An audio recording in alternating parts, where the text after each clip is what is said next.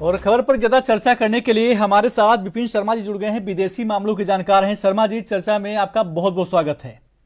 धन्यवाद संदीप जी। शर्मा जी, आपसे समझेंगे कि प्रधानमंत्री मोदी गुयाना की ऐतिहासिक यात्रा पर पहुंचे हुए हैं। भारत के लिए ये यात्रा कितनी खास मानी जा रही है? तो सर्वप्रथम देखिए, जब भी दो मुल्कों के नेता मिलते हैं तो वहां पर ये एक उम्मीद बनती है कि जो बायलैटरल कोऑपरेशन है वो हो और कई समझौतों पर हस्ताक्षर हो, और वही हो रहा है। और सबसे बड़ी बात है, प्रधानमंत्री जाने जाते हैं अपनी विदेशी कूटनीति के लिए कि कैसे वो जितने विदेश मुल्कों के ताकतवर नेता हैं उनके साथ इनके खुद के व्यक्तिगत अच्छे नाते हैं। तो यहाँ पर अगर आप डोनाल्ड ट्रंप की बात करें तो यहाँ पर ऐसे तमाम नेता हैं, और व्लादिमीर पुतिन की बात करें रूस के, यहाँ पर ये देश के लिए बहुत अच्छी बात है, क्योंकि यहाँ पर अगर हम ये देखें कि कितने अंतर्राष्ट्रीय उनको सम्मानित करा गया है, तो वो 19 है। 19 उनको अभी तक अंतर्राष्ट्रीय पटल पे उनको सम्मानित करा गया है, 19 दफा। तो और यहाँ पर सबसे बड़ी बात है कि जो ये बारबाडोस ने अपना उनको सम्मानित करा है, उसके साथ साथ अब गयाना वाला जो यात्रा है, ये इसकी बहुत अहमियत है यहाँ पर, क्योंकि यहाँ पर रक्षा के क्षेत्र में, स्वास्थ्य के क्षेत्र में, कनेक्टिविटी के क्षेत्र में, रिन्यूएबल एनर्जी के क्षेत्र में, तो ऐसे कई समझौते यहाँ पर होंगे। और सबसे बड़ी बात है कि जो बारबाडोस ने ऑनररी ऑर्डर ऑफ फ्रीडम दिया उनको अवार्ड, तो ये भी इसकी अहमियत है। और यहाँ पर अंतर्राष्ट्रीय पटल पे बहुत अच्छा संदेश जाता है, क्योंकि प्रधानमंत्री की हमेशा ये एक उन्होंने इस चीज को प्राथमिकता दी है कि यहाँ पर शांति बनी रहे पूरे विश्व में, और क्योंकि ऐसा ना हो कि पूरा जो विश्व है पूरा तीसरे विश्व युद्ध की तरफ रुख कर जाए, क्योंकि जो रूस और यूक्रेन का युद्ध चली जा रहा है,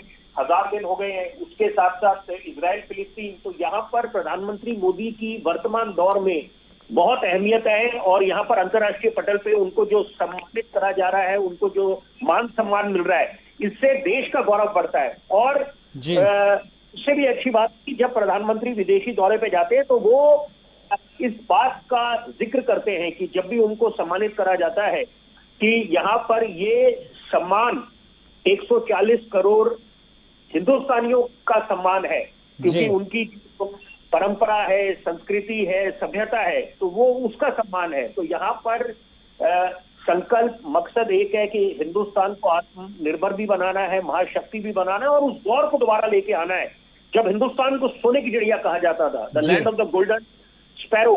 तो यहाँ पर देखिए पूरे देश ने भी ठाना हुआ है इस समय। और सबसे बड़ी बात है, विदेशी कूटनीति की अपनी अहमियत है कि क्योंकि यहाँ पर हम चीन के साथ बात करें, क्योंकि वहां पर ये भली भांति हम लोग समझते हैं कि चीन हमारा दुश्मन नंबर 1 है, और वहां पर भी संवाद की प्रक्रिया जो है वो चलती रहती है, और यहाँ पर डी एस्केलेशन प्रोसेस शुरू हुआ है अब। और सबसे बड़ी बात है कि डायलॉग एंड डिस्कशन, क्योंकि ये क्लोज पॉलिसी नहीं कर सकते आप कूटनीति के तहत, तो यहाँ पर हिंदुस्तान की बहुत अच्छी कूटनीति है। और सबसे बड़ी बात है, हर जगह इसकी प्रशंसा हो रही है। डोनाल्ड ट्रंप ने भी इस बात का उल्लेख करा है कि प्रधानमंत्री मोदी उनके दोस्त है, और व्लादिमीर पुतिन भी उनको पूरा मान सम्मान देते हैं, जो विश्व के 2 सबसे बड़े ताकतवर नेता है। तो हिंदुस्तान विश्व का सबसे बड़ा लोकतंत्र है, अमेरिका विश्व का सबसे पुराना लोकतंत्र है। तो यहाँ पर जब प्रधानमंत्री नरेंद्र मोदी और डोनाल्ड ट्रंप मिलेंगे तो वो भी नजारा देखते ही बनेगा, और वहां पर कई चीजों का अनुमान लगाया जा रहा है कि एक नए युग का आगाज होगा। बिल्कुल शर्मा जी, देखिए वहां पर महिला सशक्तिकरण का भी एक चीज देखने को मिली। जिस प्रकार से देखा जाए, भारत की जो संस्कृति है, महिला सशक्तिकरण को लेकर प्रधानमंत्री मोदी खुद बढ़ावा दे रहे हैं। एक पेड़ मां के नाम के तहत भी वहां पे जो गुयाना के प्रधानमंत्री हैं, उन्होंने भी जॉर्जटाउन में पौधा लगाया, देखा आपने?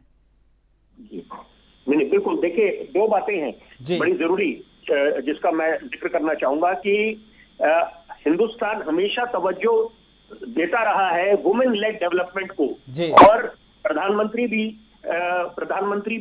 जब उनकी माता जी थी तो वो देखते थे, वो जब उनके साथ समय बिताते थे, जबकि उनको अपने व्यस्त कार्यकाल में बड़ा कम समय मिलता था। लेकिन उनका जो समर्पण महिलाओं के प्रति रहा है तो वो भी जग जाहिर है। तो यहाँ पर ये बहुत अच्छी बात है, एक पेड़ माँ के नाम, तो ये इससे एक अच्छी एक नजीर पेश होगी। और सबसे बड़ी बात है कि जो G20 का हमने सफल आयोजन नई दिल्ली में करा और दिल्ली डिक्लेरेशन समिट उभर के आया, तो वो भी एक अच्छी मिसाल कायम हुई है। तो यहाँ पर इस समय विश्व के बड़े बड़े मुल्क हिंदुस्तान की तरफ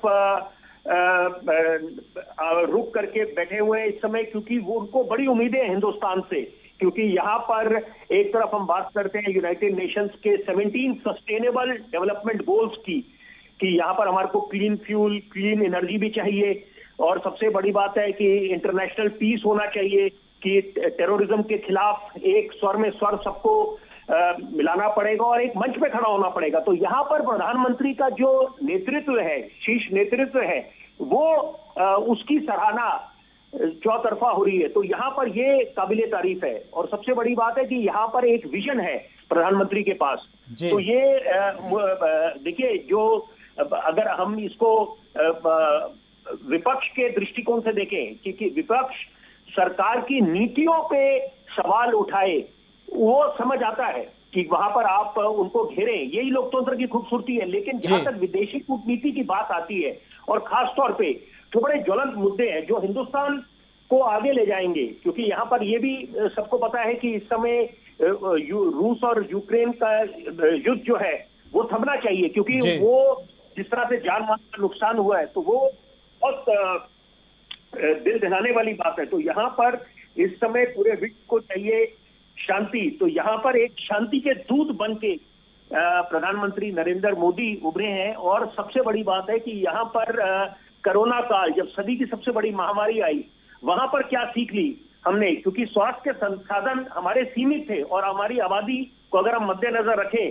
तो वहां पर भी पूरे देशवासियों ने एकजुट होकर एक बहुत अच्छी नजीर पेश करी, जिसको पूरा विश्व हमेशा एक केस स्टडी की तरह और उससे प्रेरणा लेगा। क्योंकि हम लोग जब कोरोना काल से उभरे तो वो भी क्योंकि देश ने सबने एक तरह से पूरे देशवासी कोरोना योद्धा बन गए थे, और बच्चों ने एक तपस्या करी जब घरों में रहे, जब लॉकडाउन की घोषणा हुई। तो यहाँ पर अब आ गया कि जो समझौतों पे हस्ताक्षर हुए हैं, तो वहां पर उसकी भी अच्छी खासी अहमियत है, क्योंकि वो दोनों मुल्कों के लिए बहुत अच्छी बात है। शर्मा जी, अपना कीमती समय देने के लिए, चर्चा करने के लिए आपका बहुत बहुत धन्यवाद।